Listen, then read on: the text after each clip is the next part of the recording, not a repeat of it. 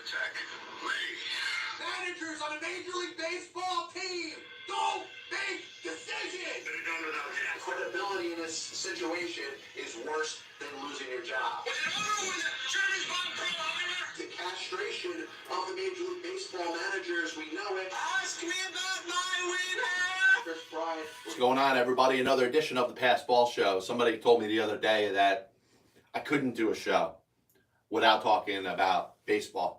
And while it is my passion and what I love and what I enjoy, I have no interest in bringing up the sport right now. I was thinking about the greatest dynasties in the history of professional sports. And I find it fascinating for so many reasons because if you think of the four major sports, you could spend some time talking about the Montreal Canadiens and the amount of championships they won.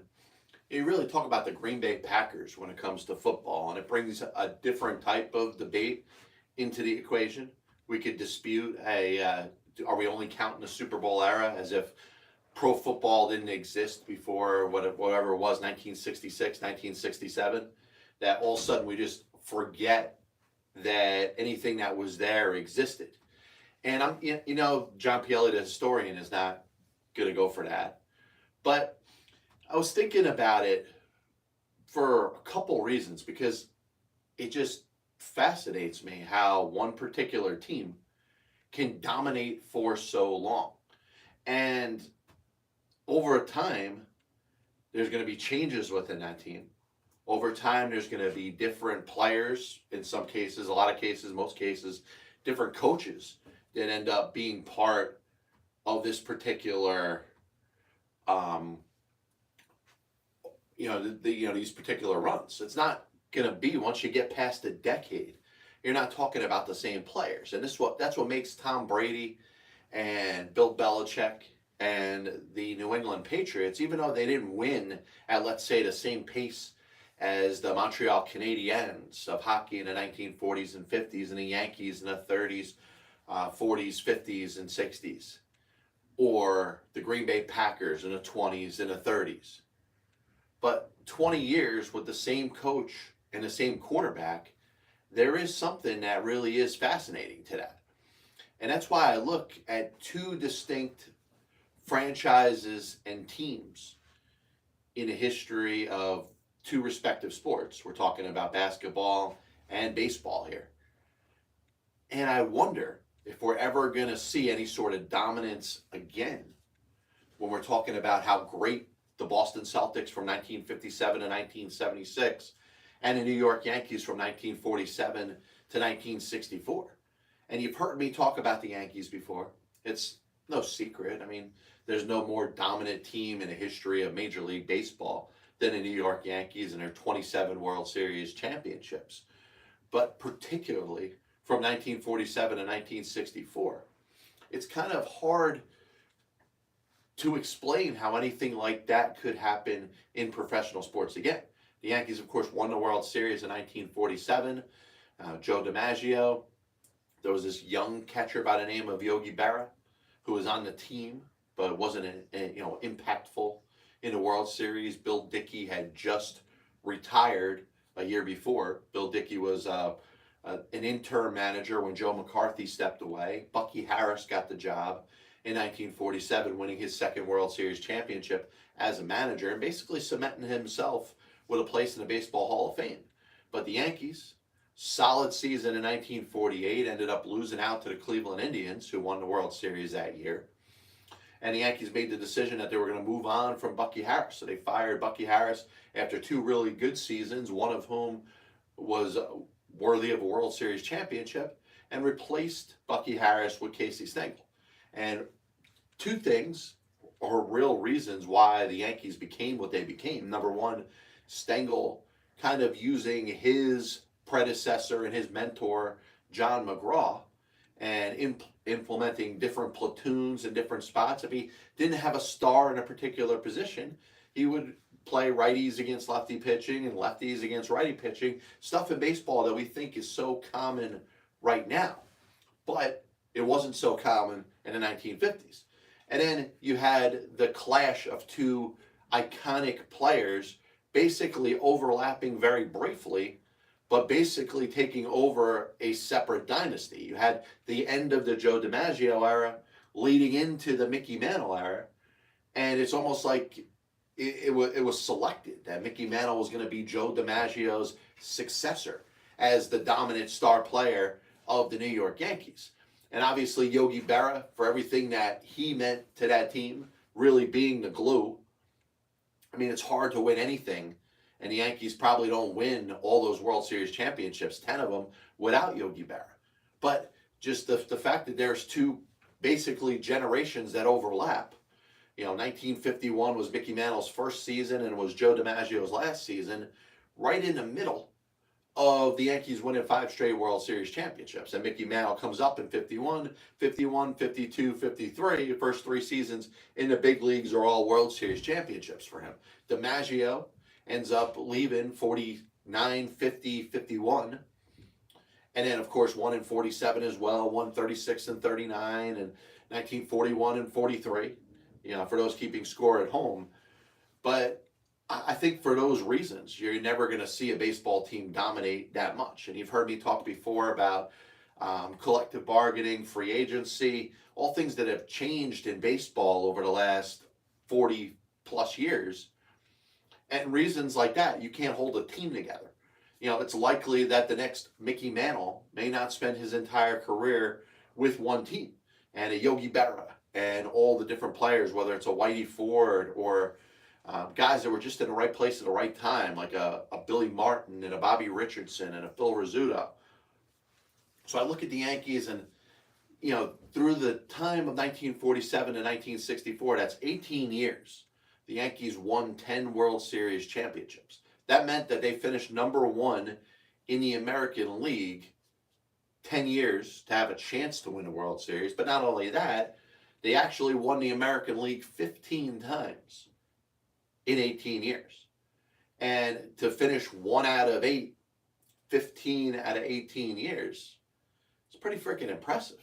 And then finishing 1 out of 16, which you count the National League, 10 of those 18 years. Like I said, it's something you're not going to see in baseball ever again. But what really challenges that is if you wanted to talk about the Boston Celtics and their history, particularly from the years of 1957 to 1976. And the reason I bring up that decade, it's a roundabout 20-year number, but the fact that there's something in the middle there that I don't think is ever going to be replicated. Now, obviously, we're talking about professional sports. You could bring up UCLA, college basketball if you want. You want to bring that as part of the discussion. I have no issue with that. We could discuss it, bring it up, and do whatever you want with it. Listen, college sports, while they're fascinating, it's still not the pros. And that's why I don't think it's part of this discussion. But I think of the beginning of the NBA, when really the first dominant team was none other than the Minneapolis Lakers under head coach John Kundala. The first star player, the first all-time great player, and George Mikan was part of that team. And the Minneapolis Lakers won 5 of the first 8 NBA championships, including 6, 7, and 8 in 52, 53, and 54. Now, after the Syracuse Nationals won their first championship, the Philadelphia Warriors won their second championship, and obviously we know them today as the Golden State Warriors, and the 6-time NBA champions they are. The Boston Celtics in 1957 won their first NBA championship, beating the St. Louis Hawks in 7 games. Now, the Hawks returned the favor in 1958, beating them in 6 games. And then starting in 1959 to 1966, the Celtics won the NBA championship every season. So that's 8 straight NBA championships that the Boston Celtics won, which, by the way, 5 of whom were at the hands of the previous dynasty in the Minneapolis Lakers. Now, some of the players and personnel had changed a little bit, and by then, John Kundala was no longer the coach. Fred Schaus was there for a couple of years, 4 years actually, 62, 63, 65, 66. The Celtics won every time. And the script was kind of flipped.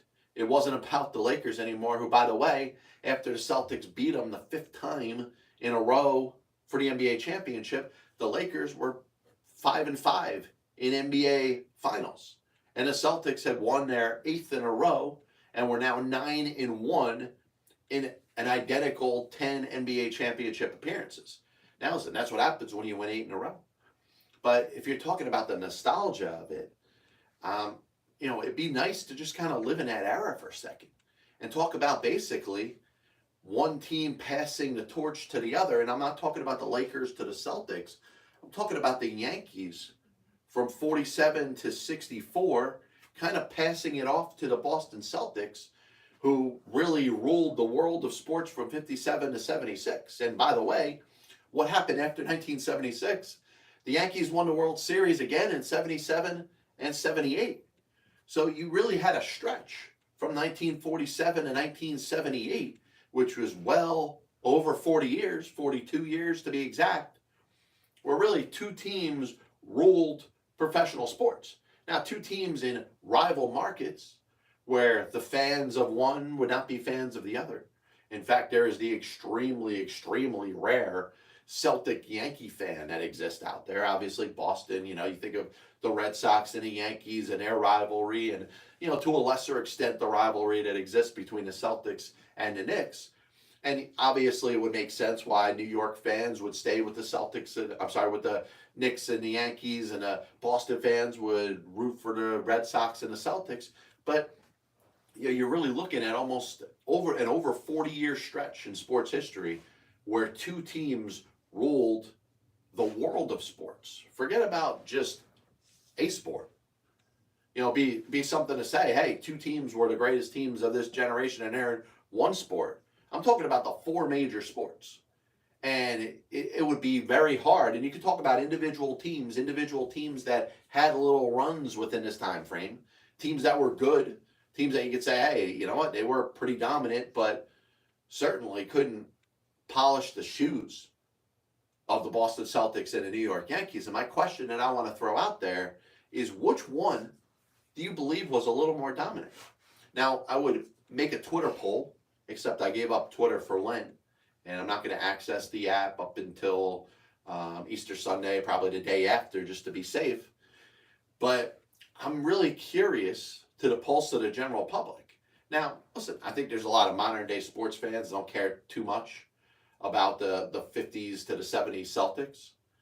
If you're a basketball fan, you root for whatever team it is. And even if you root for the Celtics, yes, you retained some history. You inherited some history. The 13-1 record in the first 14 NBA finals that the Celtics were in, which all happened over the course of a 20-year stretch. It's pretty friggin' amazing. When you talk about the most recent NBA championship that the Boston Celtics had, what year was that? It was 2000, we're talking about 2008, when the Celtics beat the Los Angeles Lakers. And you could talk about how great the stretch was before that. Or let's say you're a Larry Bird fan, Kevin McHale, Dennis Johnson, Danny Ainge, and the 1980s teams with Casey Jones. But prior to that, Bill Fitch. Bill Fitch, similar to Bucky Harris, carved himself a spot into the Naismith Basketball Hall of Fame. And obviously, Bucky Harris getting into the Baseball Hall of Fame basically because of one season. And Bill Fitch leading the Celtics in 1981 to the World Series, to the NBA championship over the Houston Rockets, got him into the Hall of Fame. And Casey Jones, obviously a Hall of Famer himself, won 2 championships there. But the Celtics, after the 1986 season, were 16-2 in NBA Finals. Lost the next year to the Lakers. And of course, the Lakers won a couple more. And when it's all said and done, there's no team that has played in more NBA Finals than the Los Angeles Lakers. But the Lakers have lost their share, including 8 in a row. And, you look at their different teams. But, focusing on this run, and obviously this run that the Celtics had, 13 championships in 20 years. And the reason I bring it up and say it's different than Bill Russell and his 11 out of 13 championships, which you hear discussed a little more often. And, I understand it. because, I mean, that kind of makes it all about one player. And Bill Russell, the all-time great that he is, and you can't name, or you shouldn't be able to name, a top 5 when it comes to NBA basketball players and not have Bill Russell in that discussion. But I'm backing off from Russell a little bit, and I was a little critical, and I'll admit to it, when the NBA put him in its Basketball Hall of Fame as a coach in addition to as a player. Now, the reason that I've kind of grown okay with it, not that I'm one that could ever change that or impact that or have any say, is the NBA allows that to be a possibility, to go into its Basketball Hall of Fame twice. Lenny Wilkins did it.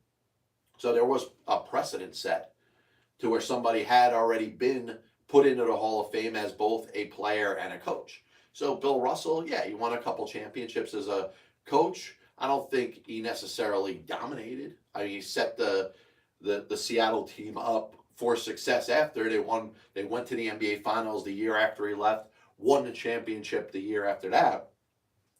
And I thought he was a good coach, but I don't look at Bill Russell and say he's an all-time great coach. When I think of Bill Russell, I think of the all-time great player that he was, and obviously the consummate winner, being part of 11 out of 13 NBA championships for the Boston Celtics. So, but I expand this because the Celtics, after this 11 out of 13, which started in the year of 1957, ran all the way through 1968, 1969. The Knicks won in 1970, of course. The Milwaukee Bucks won in 71, and of course that's brought up again because 50 years later in 2021, the Milwaukee Bucks are the NBA champions again. Only the second time they've ever won. The Lakers won after that. The Knicks won again in 73. And then after a 4-year hiatus from being in the NBA Finals, the Boston Celtics under Tom Heinsohn are back there again in 1974, win the championship again in 76. So this may not have necessarily been considered part of the same dynasty. Bill Russell by this point is long gone. Obviously, there's a new group of star players pretty similar to what we talk about with the Yankees from 47 to 64. Joe DiMaggio was still kind of in the back prime of his career in 1947. Plays all the way to 51, but by 64, you're actually talking about the beginning of the end of Mickey Mantle's career. Yogi Berra, by that point, is coaching and then playing for the New York Mets in 64. He manages the Yankees in 63. When the Yankees lose to the Los Angeles Dodgers, Yogi is unceremoniously fired after just one season and replaced by Johnny Keane. And you look really, and I'm sorry, I got that a little confused. 64 was when Yogi Berra led the Yankees to the World Series against the Cardinals, and the Yankees made the controversial decision to fire Yogi Berra, replace him with Johnny Keane, who was the manager of the Cardinals. And there's a little bit of a backstory involved with that. Keane was set to be fired by the Cardinals and their ownership after it looked like they were having an underachieving season. The Philadelphia Phillies of 1964 had a great collapse in September, and the Cardinals end up winning the pennant. And they rode that momentum into the World Series, beating the Yankees, and kind of putting a little bit of egg on the hands of the St. Louis Cardinals and their organization, kind of committing to move on from Johnny Keane. Well, now Johnny Keane's in a spot where he is a World Series championship manager, and it was tough for the Cardinals to say, all right, well, we're going to fire you. There was a mutual agreement of parting of ways. Red Shandies was named the manager for the 1965 season, but for the Yankees, 65 became the beginning of the end. And it's not all on Johnny Keane. The 65 Yankees were terrible early in 66. Keane was let go, and sadly, he would end up passing away not too long after that. But that was basically the end, and that signified the end of that Yankee dynasty, which almost made it through 20 years. And that's why, if you're going to ask me what generation the Yankees from 47 to 64, the Celtics from 57 to 76 was more dominant, is because the Celtics continued to show signs of a pulse. The Yankees in 65, really going all the way until probably about 72, 73, were one of the worst teams in baseball. Now, if you're the Celtics, hey, you had a bad season here, a bad season there, a disappointing season. But how many times did that team reboot itself to win two more championships in 74 and 76? So if you're asking me, I believe the Celtics of 57 to 76 were more dominant than the Yankees of 47 to 64. What say you? So the other thing that I wanted to talk about, and I know, listen, I'm not going to spend too much time talking about this, but you got, you know, the NFL obviously grabbing center stage as much as they can. Now, if you're a diehard football fan and that's all you root for, you know, you should be happy with the emergence of the USFL, which you're going to see games within the next, month or so. Obviously, the NFL draft, but right now you have something that has been popularized, maybe to a point where it's a little bit too much, and that's the NFL college scouting combines. And listen, I have intrigue when it comes to the next generation of football players. I'd like to see it happen in more sports. Maybe, prior to the NBA draft, have some of the players go out there and train, and maybe as the basketball fan can kind of analyze what he thinks as some things he or she sees or doesn't see. Baseball will be cool prior to the draft, but their draft is a lot of high school players as much as college baseball players. So you have all different types of people from different areas. To have a Major League Baseball combine would be a little bit hard to do for the draft, but while you got two sides that could give a shit about the very sport that they support, hey, maybe that's something they could throw on and talk about while they're wasting time over the next month or couple months while we don't have baseball. I digress because I'm not going to get pissed off here. I'm in too good of a mood. I really don't feel like getting into something that all it's going to do is just piss me off. So, thinking about that, the NFL Combine, I think it's something that is a little bit overrated. I believe that it is a little bit too much. And I think ESPN, in addition to the NFL Network, I think they're giving you a little bit too much overkill. Listen, in a time where there is no baseball, I may be a little more intrigued, or that two-sport fan, that football, baseball fan, may be a little more interested in some of the stuff of how fast a football player can run a 40, some of the other skills competitions, how much they can deadlift. And more importantly, I think it's what do the analysts think? What do the experts think? The Mel Kipers of the world as they're putting together their projected NFL draft. Because the average football fan's thinking about their own favorite team. And they watch certain players run and say, hey, maybe that player, let me go check their stats in college if I didn't know very much about him. Or, Kenneth Murray, I've heard of him. Or, you think about, Matt Corral. All right, I watched him play in a game this year. And they think about the own interest or the best interest of their own favorite team, the very team that they support. And that's kind of cool, but how much of it are you going to absorb, divulge into, and make part of your life?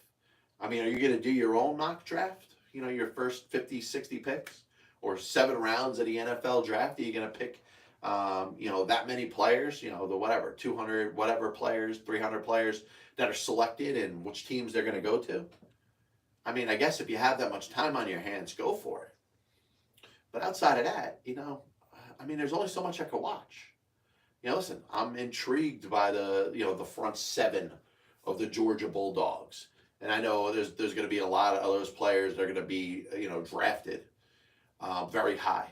They're all going to go in a draft likely. And, to follow a little more college football, like a lot of people I think are doing nowadays, because there is a little bit more of a tie-in between college and pro football. And college football, we know, went back way before the days of the National Football League or any semblance of professional football. But, there's college football fans, and then there's the casuals, those that follow college football to get to the NFL.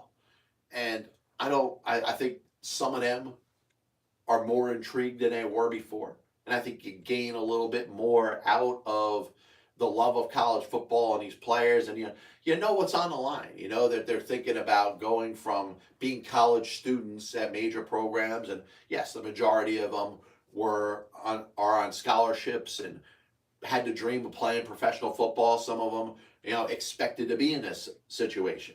You got the guy, the offensive lineman that is expected to go number one overall. There's that dream, and I think there's a humility to it. Watching the NFL draft, but I put a separation between the draft and the scouting combine, because how many hundreds of players are working out here? Some of them feeling the need to work out just with the hope of gaining a little bit of attention and momentum into the given draft. I just don't love it. Listen, I respect it. I'm glad it's out there. I'm glad as I'm flipping through the channels, it gives me something to watch. But I think it's overrated. So as we're following the last string of NBA games as we get set for the playoffs, the NBA really has taken center stage. And if you've really followed over the last couple weekends, there's been some exciting games to watch. LeBron James dropping 56 against the Golden State Warriors, basically willing himself to a victory over a very good team in Golden State, a team that sits at number 3 in the Western Conference. Memphis is number 2, followed by, of course, Phoenix. Phoenix dropped a game to the defending champion Milwaukee Bucks in a rematch of the NBA Finals of last year, where Milwaukee beat Phoenix. Now, Phoenix was, without some stars, no Devin Booker, no Chris Paul, no Cam Johnson, but they played Milwaukee right down to the end. It was a solid game. So, my question is, what type of momentum do you feel is being built for the playoffs this year? One thing that I've learned is the Eastern Conference, I think, is a lot stronger than the Western Conference for the first time in a very long time. And I know here on the Past Ball Show, I've spent a lot of time talking about some teams that may not be making a lot of noise in the postseason this year. I've spoken a lot about the Lakers. I admit that I was wrong about the Russ Westbrook trade. I thought Russell Westbrook could be that tertiary star to kind of do things on his own and basically help LeBron and AD in Los Angeles. Now, I talk about that now. I spoke about that months ago, and I'm going to be met with a lot of criticism. And I have been. And I'm okay with that. I'm not pissed about it. I get it. It hasn't worked out. Frank Vogel, the coach there, is pretty much between a rock and a hard place. He's being told by his superiors to, have Russell Westbrook come off the bench. He feels a little bit of a loyalty to the player, so he's basically putting his own job in jeopardy. I think he pretty much knows he's going to be the scapegoat. Vogel is going to be the scapegoat if the team doesn't make any noise in the postseason. And I think a lot of time from a national perspective has been wasted talking about the Lakers and what they haven't done this year. Yes, from a star perspective, there could be upwards to 5 Hall of Famers on that team right now. Obviously LeBron, obviously Westbrook. I think Carmelo Anthony's a Hall of Famer. I think Dwight Howard's a Hall of Famer. Even though neither are anywhere near what they were in their prime, but the NBA and their watered down Hall of Fame, I don't see why you would leave Anthony and Howard out. And then the other one, the most questionable one, is probably Anthony Davis, who has had some dominant seasons, but is being known as a player that can't stay on the court. And Anthony Davis not being on the court and being injured and being ineffective when he is on the court, I think has been a bigger holdup of the Lakers and their success this year. And really what you saw on Saturday is the one chance shot opportunity that the Lakers have is if LeBron James basically puts the team on his back and wills them to a championship by doing things like scoring 50 plus every game. And we know that's not possible. That's why they traded for AD. That's why they traded for Russell Westbrook, even though it was the wrong decision. Maybe they should have dealt for Buddy Hield. Maybe they should have swapped Westbrook for John Wall at the trading deadline. All things that I think are interesting, but the bottom line is they are where they are.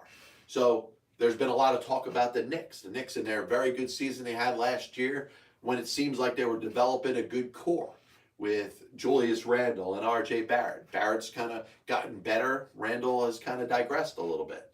There's been a little less of a supporting cast. Evan Fournier and, of course, the now departed Kemba Walker.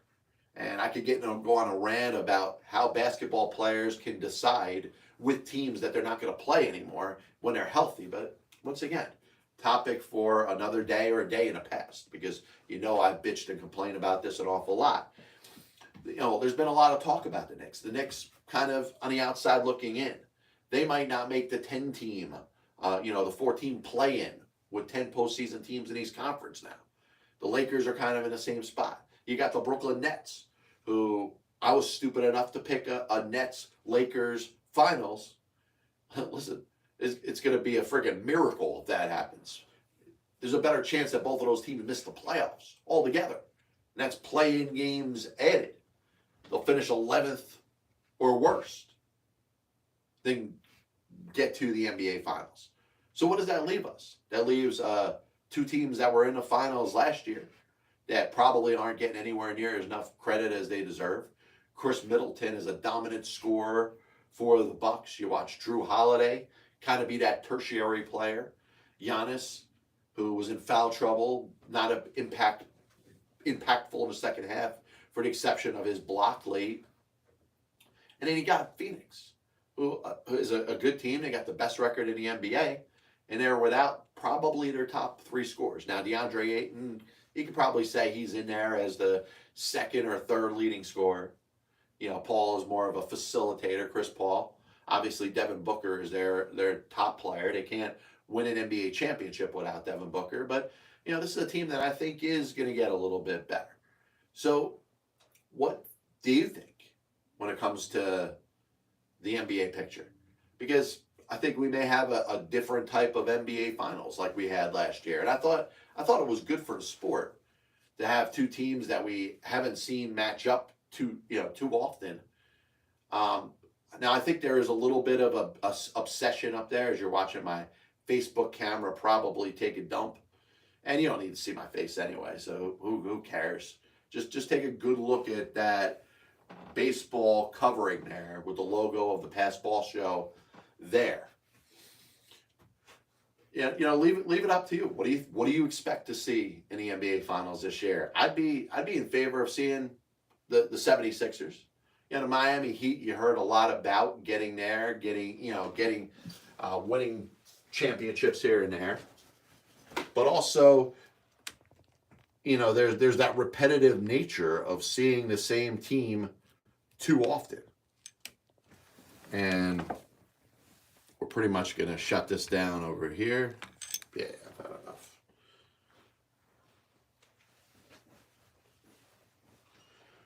But as we're finishing up here, I'd be more in favor of seeing a team get to the finals that we haven't seen. How about a 76ers Memphis Grizzlies final? I mean, that would be intriguing. Joel Embiid, Ja Morant.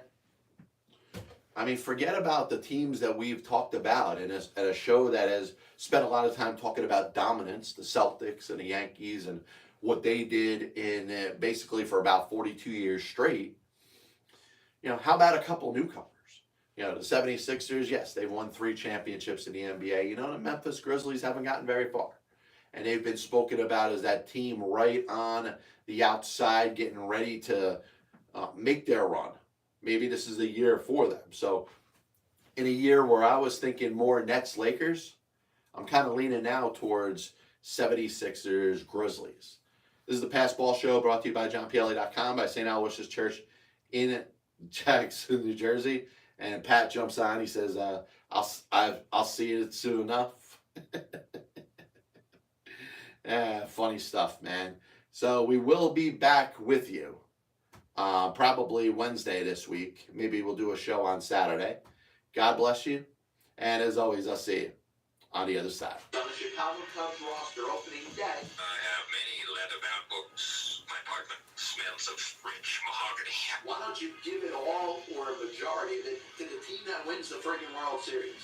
I was going to listen to that, but then I just carried on in my life. Now they come out as the biggest Major League Baseball manager apologist. That'll only make someone work just hard enough not to get fired. Because hitters are going out there saying, I'm either going to hit a home run or I'm going to strike out. And if I don't get a pitch that I feel like I could drive out of the park, I'm not even supposed to be here today. especially prospect fours and hoarders, are going to be a little pissed off at me when I say this. I'm a dude, the dude disguises another dude. There are only two managers in baseball's Hall of Fame who have losing records. One of them is the iconic Connie Mack, who you could say, in spite of winning 5 World Series championships as a manager, could be in as much as a pioneer.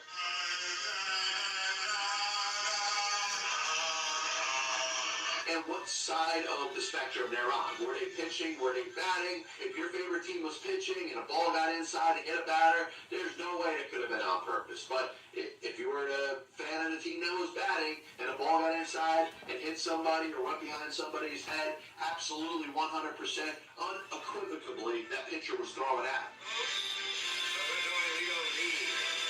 They put their tail between their legs and decided they're going to do exactly what they're told.